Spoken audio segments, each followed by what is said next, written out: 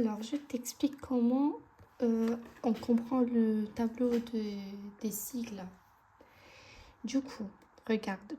Déjà, pour réviser, pour mieux réviser et être performant, tu peux déjà prendre le sujet ici. Tu mets la correction ici sur ton ordi. Et comme ça, tu vas faire les calculs et tu essaies de trouver la même chose. Alors déjà, pour commencer, on a une entreprise de prestation de services. Nous, ce n'est pas une entreprise de vente de marchandises. Donc ici, c'est zéro les produits. Ensuite, on va parler de production vendue. C'est ce qu'on a ici, c'est les prestations de services. On prend notre chiffre d'affaires annuel et on le place ici. Production stockée, on n'en a généralement pas dans les sujets. Et ça d'ailleurs, c'est l'examen qu'elle nous a donné, l'examen blanc. Pas l'examen blanc, ceux qui ont fait l'année dernière. Bref, ici tu réécris ce que tu as trouvé dans ton total. Et donc, on a production vendue vu qu'on n'a pas de production immobilisée. Mais des fois, tu as de la production immobilisée et il faut pas oublier de l'ajouter. De toute façon, c'est écrit noir sur blanc. Ensuite, production de l'exercice. Tu étais en STMG, tu sais ce que ça veut dire. C'est le chiffre d'affaires. Tu le remets ici. C'est tout. Ensuite, tu viens là. Alors, ici, coût d'achat de marchandises, on n'en a pas. Zéro. Déstockage de production, on n'en a pas non plus. Zéro. On vient à la consommation de l'exercice en provenance de tiers. Alors, ici, tout commence. Et bien, ça, c'est tout simple. Ça se trouve où? C'est dans les charges. Et bien, ici, tu viens dans les charges. Tu vas tout prendre ici. Tu vas prendre tout ça, sauf impôt. Et là, tu vas faire le calcul. Tu fais 637 801 plus, non, moins. Là, c'est écrit moins, donc tu suis la règle. Moins 4526 plus 1 190 329 et ça nous fait 1 823 604. Et est-ce que c'est ce qu'on trouve ici? Là.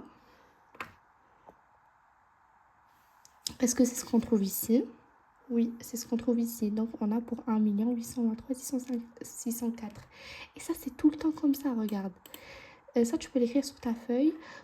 Consommation de l'exercice en provenance de tiers sauf impôt. Tu prends tout ça, sauf impôt. Une fois qu'on a ça et qu'on a notre résultat d'exercice, ah non, c'est la production de l'exercice. Oui, bah oui, c'est ce que je t'avais expliqué, production de l'exercice. Une fois qu'on a la production de l'exercice et qu'on a notre consommation de l'exercice en provenance des tiers, on fait une simple soustraction comme on sait faire.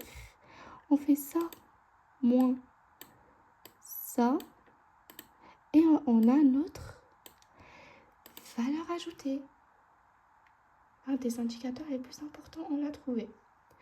Ensuite, on revient, on descend. Valeur ajoutée, on l'a trouvé. C'est 799 220. Subvention d'exploitation, ici, on n'en a pas. J'en vois pas, on n'en a pas, on met rien. Sinon, ça serait écrit subvention d'exploitation et on rajoute. On revient aux impôts. Alors là, c'est simple. On a une ligne qui s'appelle impôts. On prend nos 77 398, on les place ici. Ensuite, charges de personnel. Les charges de personnel, c'est quoi? C'est les salaires et c'est les charges sociales. Alors, salaire et traitement, on en a pour 477 213. Et les charges sociales. Alors ça, charges de personnel, il faut toujours prendre les deux. Impérativement prendre les deux. On ne peut pas prendre que des salaires et traitements parce que sinon, ça serait faux. Parce qu'un employeur, il paye quoi aussi? Il paye les charges sociales. Donc ici, il faut prendre les deux. Et 477 213 plus 231 465. Je vais faire le calcul devant toi. Comme ça, ça te prouve que c'est le bon résultat. 77 398 plus 477 213, ça nous fait... Attends, j'ai mal écrit.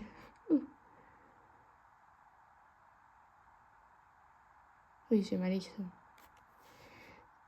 Oui, on fait 400, on fait ça. 477 213 plus 231 465 et ça nous fait 708 678. Est-ce que c'est ce qu'on a ici? Exactement. J'essaie de zoomer un peu. Voilà ce qu'on a ici. On a trouvé notre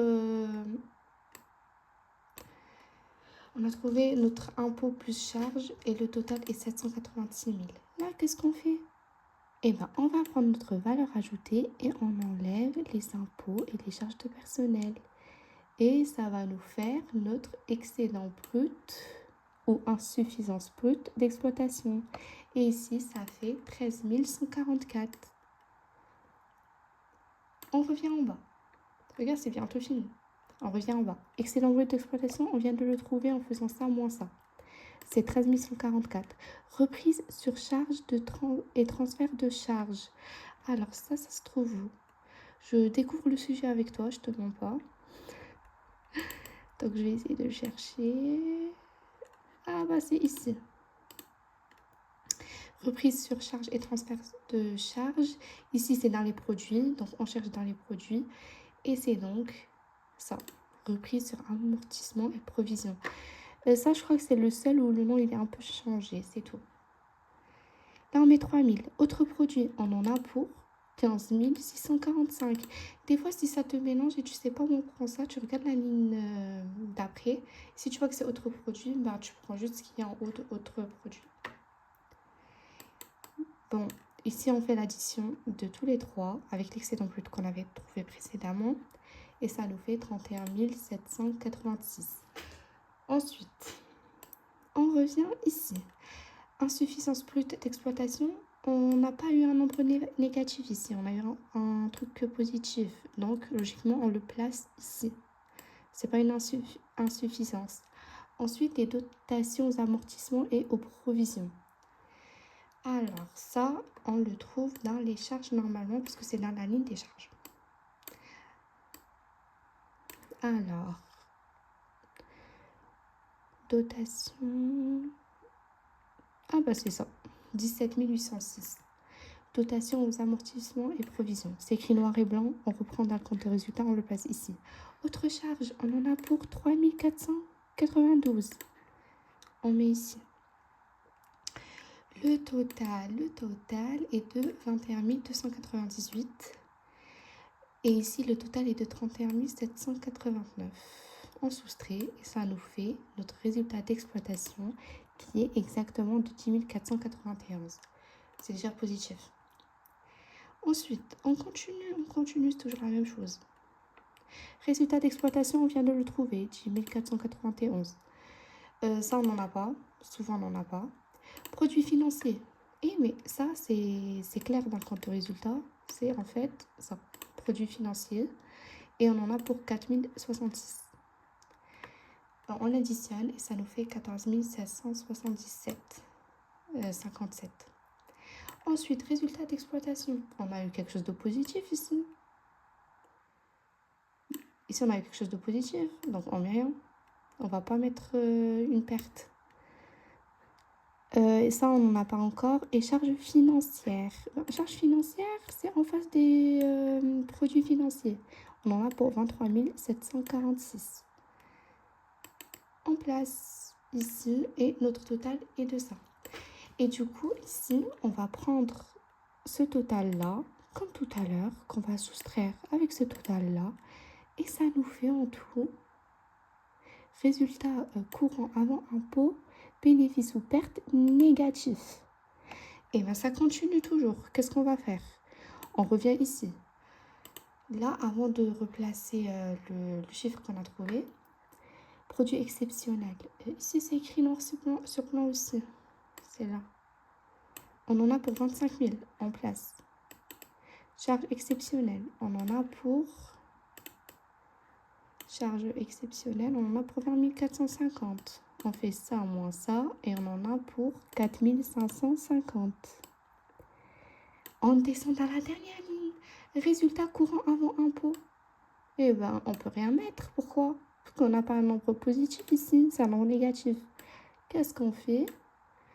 On regarde à côté. Ici, c'est là où on peut mettre négatif. Tu vois, tout à l'heure, on n'avait que des trucs positifs. On les mettait à droite. Non, c'est à gauche. On les mettait à gauche. Ben, maintenant, on met à droite les négatifs. Ici, on en a pour 9 189. Oui, négatif. On enlève le signe et on le place ici. Voilà, ça c'est placé. Résultat exceptionnel. Et bien, c'est quoi le résultat exceptionnel? C'est simplement produit exceptionnel moins charge exceptionnelle. Et ça nous fait notre total 4550, que d'ailleurs, j'ai oublié de te le dire, mais je pense que tu as compris que c'était logique, qu'on avait trouvé ici. Et là, qu'est-ce qui se passe? On revient ici. Alors, participation des salariés, 0 €. Ici, on ne nous en parle pas. Tu as les autres TD, on nous en parlait. Impôt sur les bénéfices. Alors, déjà, ça se trouve dans les charges. Impôt sur les bénéfices de 1520 €. On prend ici, et participation des salariés, ben en fait, c'était écrit, mais c'est 0 €. Donc, on met 0 €. Mais souvent, il y a des gros chiffres ici. Et là, ça nous fait notre total 10 709. Du coup, on prend notre total ici, moins ça, et ça nous fait moins 6159. Et est-ce que c'est ce qu'il y a dans notre compte de résultat? Et oui, voilà. Du coup, on a fini le tableau SIG là. Et sa production des 600 d'éléments d'actifs.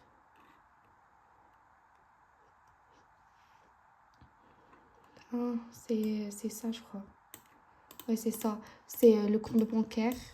675, on le place ici. Ça, pour moi, c'est pas clair. Mais en vrai, si ça se termine un examen, elle va sans doute nous donner la même chose avec les chiffres qui changent. Et du coup, tu mets ça ici. Et valeur comptable des éléments cédés. Ça, je sais pas aussi ce que c'est. Et peut-être c'est les produits exceptionnels, je crois, parce qu'on les possède. Non. Mais bon, ici aussi, c'est 25 000. Ah, ok. Hein? Non, je crois pas. F47 moins K47. F47. Ah.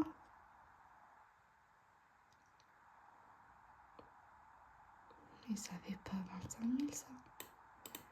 Ok.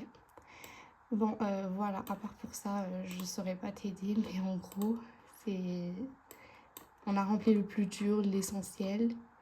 Et ça nous fait un déficit de moins 6 000 et quelques. Et c'est ce qu'on a ici, moins 6 159. En fait, c'est technique, c'est ça, moins ça, moins ça, moins ça. Tu reprends ça. Tu sais les racontes de résultats, ta PSTFG et tout est OK. Voilà.